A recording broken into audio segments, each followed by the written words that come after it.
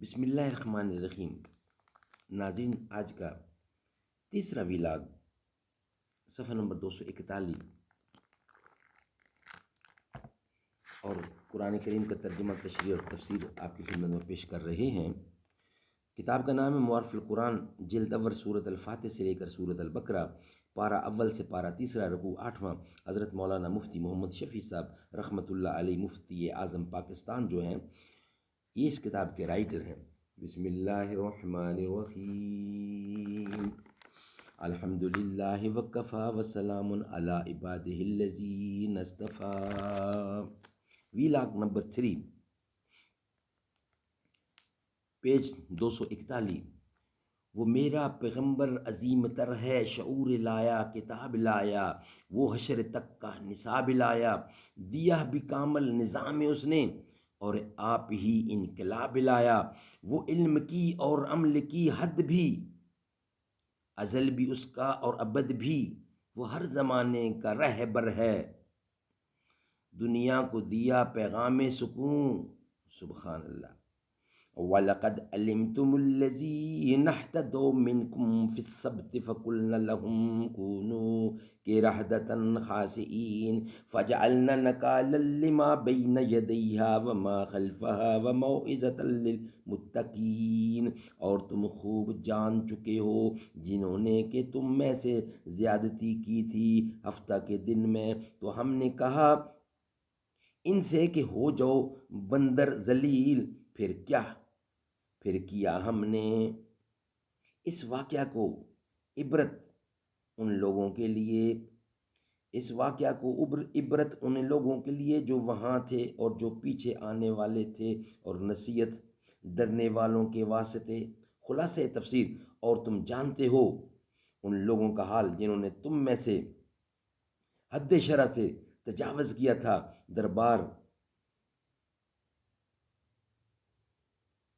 دوبارہ اس حکم کے جو ہفتہ کے دن کے متعلق تھا، اس روز مچھلی کا شکار نہ کرنا، سو ہم نے ان کو اپنے حکم قہری تقوینی سے مسخ کرنے کے لیے کہہ دیا کہ تم بندر ذلیل بن جاؤ، چنانچہ وہ بندروں کے قالب میں مسخ ہو گئے۔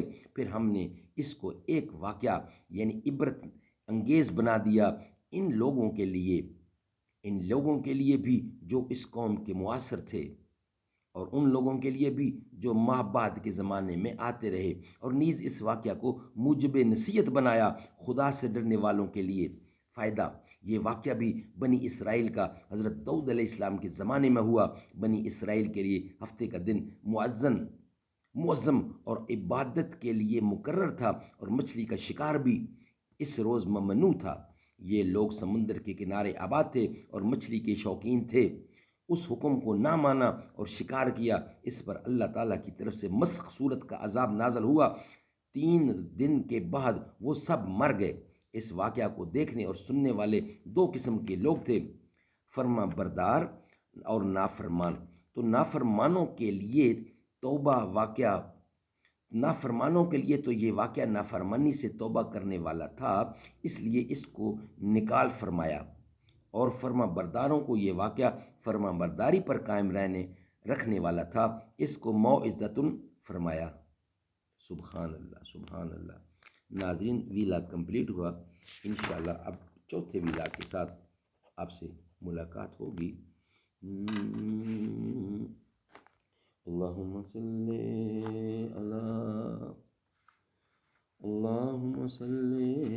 علی دربار رسالت کی کیسی وہ گھڑی ہوگی، دربار رسالت کی کیسی وہ گھڑی ہوگی، حسان کے ہونٹوں پر جب نعت نبی ہوگی، ابو بکر عمر ہوں گے، عثمان و علی ہوں گے، حسنین کے نانا کی کیا بزم سجی ہوگی، جائیں گے مدینے میں لے جائے گا اللہ جب دل سجدہ کناں ہوگا، آنکھوں میں چھڑی ہوگی۔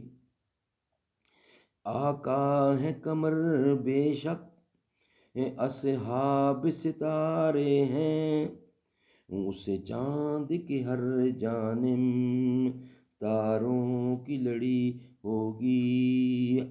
جب وادی طائف میں رنگین ہوئے جوتے، عرشوں پہ فرشتوں کے دل پر بھی بنی ہوگی۔ دربار رسالت کی کیسی وہ گھڑی ہوگی۔